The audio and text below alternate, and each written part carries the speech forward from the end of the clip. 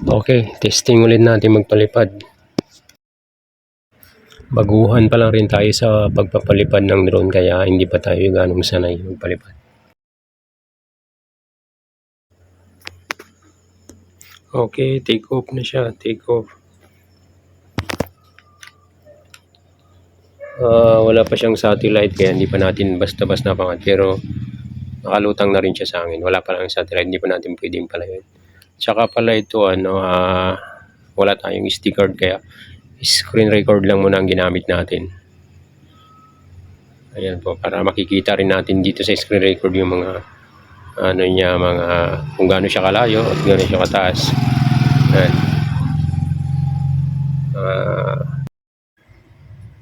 Dito sa bandang baba, meron tayong nakikitang Google Map. Yan po, di ba? Ayan, napakaganda rin po yan kasi kahit napakalayo na ng drone natin, makikita pa rin natin dyan sa Google Map kung nasaan na siya banda.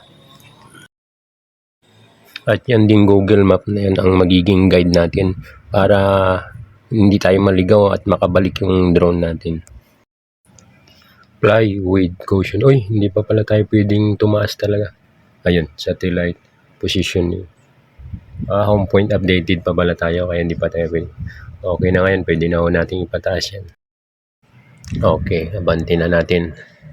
25, 26 meters. Yung taas natin nasa 16 meters, 17. Malayo na po tayo, 31, 32. Yung na din. Upstick, kunan pa naman na natin yung simbahan ng Katoliko dito sa Balabac. Ikot muna natin yung camera ng natin, drone. Ulit lang, hindi pa kasi tayo masyadong sanay dito eh. Kaya, wait lang.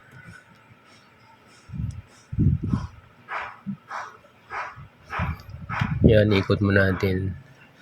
Yun, una natin yung harapan ng simbahan. Kasi magpe-fiesta rito sa amin yun eh. Yan. Ito yung pinakaharapan ng simbahan ng Katoliko dito sa Balabac. Kung sakaling makapunta kayo rito sa Balabac at gusto nyo pumunta rito sa simbahan ng Katoliko, madali lang naman siyang hanapin kasi nandito lang rin siya sa pinaka-sentro ng bayan. Okay, pihit muna natin. Mukhang tagilid ang pagkakakuha ng drone ko eh. Adjust mo natin, tika lang. Oops. Taas natin yung camera, wait lang natin. Yan, itaas natin yung camera, abanti natin. Yan, yan na po yung pinaka kabuuan ng simbahan. Okay, ikot na natin yung camera natin para ipatakbuhin na natin yung ating drone ng malayo-layo. Okay, yan ay taas muna natin yung camera. Okay, abanti na natin yung ating drone papunta doon. So, 58, 60, ayan nakikita po natin tumatakbo yung meters niya. Ibig sabihin tumatakbo yung drone natin. Pataasin din natin kasi mahirap na baka mamaya meron tayong nasabitan na matataas na puno or ano eh. Ayan, pataasin na rin natin ng 32 meters. Ito, dumaan na tayo sa may elementary ng Balabac Elementary School. Okay, diretso natin papunta tayo doon sa may pier na. Papuntahin natin doon sa may Pantalan. Ayan po, makikita natin napakaraming bahay sa tabing dagat. Kita yan po, diretso. Nasa 267, 78 meters na tayo. Kung titingnan po natin sa itaas or sa impapaw, hindi na natin nakikita yung drone natin. Bali dito na lang tayo sa monitor, tumitingin kung saan na siya banda. Pero sa taas hindi na natin nakikita, kaya parang pag hindi ko nakikita yung drone, parang medyo kinakabahan na ako dyan eh. Yan, sa may pier na po talaga tayo mismo. Yan. Ito natin yung pier ng Balabac Port. Yan. Yan po. 344 meters. Hindi pa tayo umabot ng kalating kilometro pero parang ang layo-layo na.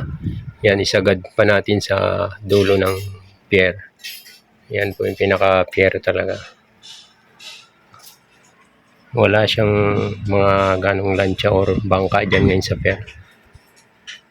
Siguro ibalik na lang natin kasi mahirap na kung diretso natin dyan, baka malaglag tayo sa dagat. Yan.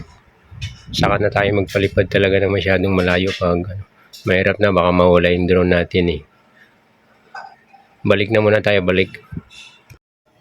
Yan, pabalik na po tayo. Ayan po, nakikita natin sa baba yung mga bahay. Ayan po, kaya po nang sinabi ko kanina, yung Google Map, yan natin magagamit.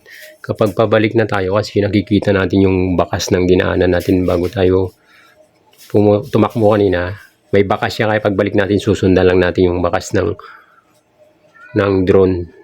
Yan po nakikita sa may Google Map, para hindi tayo magaligaw.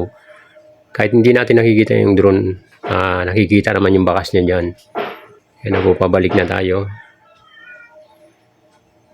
Hindi pa rin natin nakikita yung drone natin, bali nasa 150 meters, palapit na tayo ng palapit. Yan. Sa monitor lang tayo tumitingin. Oops, nasa na kayo siya? Malapit na, hinto ko muna. Saan siya nawawala? Yun, nasa taas na siya. Dito na po siya, malapit na pala siya. So, ibababa na natin.